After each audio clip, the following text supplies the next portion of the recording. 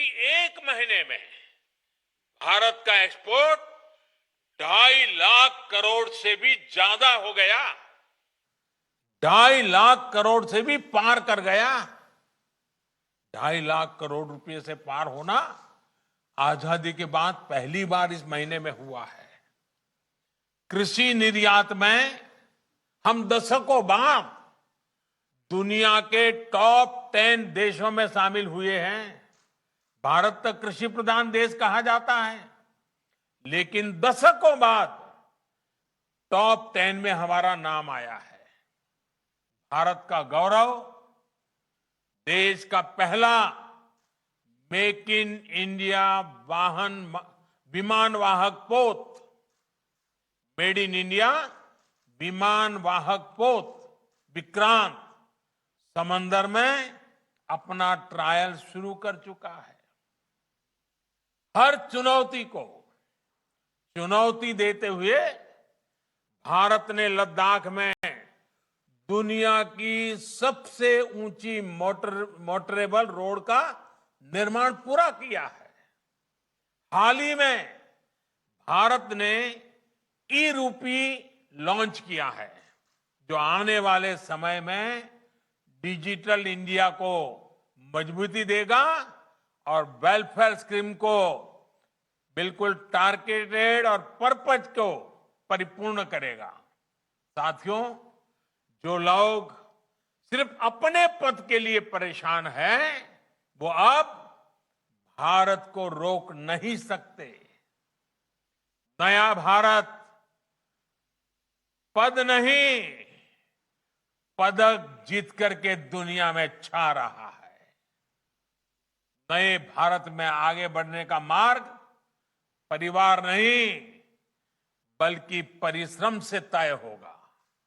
और इसलिए आज भारत का युवा कह रहा है, भारत चल पड़ा है। भारत का युवा चल पड़ा है। साथियों, इस कड़ी में योगी जी और उनकी सरकार ने जो आज का ये कार्यक्रम रखा है, वो और भी महत्वपूर्ण हो जाता है। इस मुश्किल समय में एक भी गरीब ऐसा न हो जिसके घर में राशन न हो, ये सुनिश्चित करना बहुत जरूरी है। साथियों, 100 साल का ये सबसे बड़ा संकट सिर्फ महामारी का ही नहीं है, बल्कि इसने कई मोर्चों पर देश और दुनिया की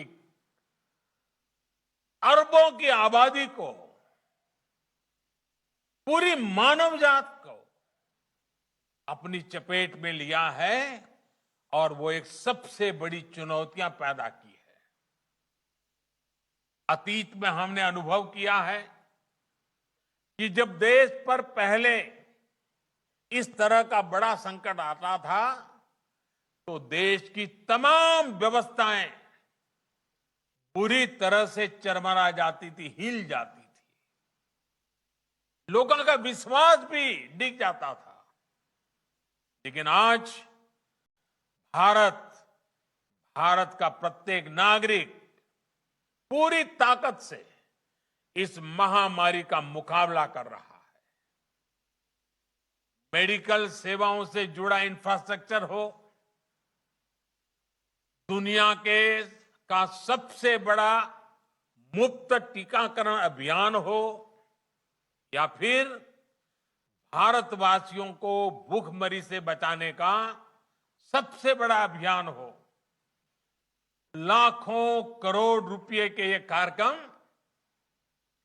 आज भारत सफलता के साथ आगे बढ़ा रहा है। महामारी के इस संकट के बीच भारत ने बड़ी संख्या में रोजगार निर्माण करने वाले लोग और बड़े बड़े मेगा इंफ्रास्ट्रक्चर प्रोजेक्ट्स को भी रुकने नहीं दिया। मुझे खुशी है कि यूपी और यूपी के लोगों ने देश के सामर्थ्य को बढ़ाने के लिए कंधे से कंधा मिला करके काम किया। यूपी में चल रहे हाईवे, एक्सप्रेसवे और डेडिकेटेड फ्रेट कॉरिडोर और डिफेंस कॉरिडोर जैसे प्रोजेक्ट जिस गति से आगे बढ़ रहे हैं, ये उसका जीता जागता उदाहरण है।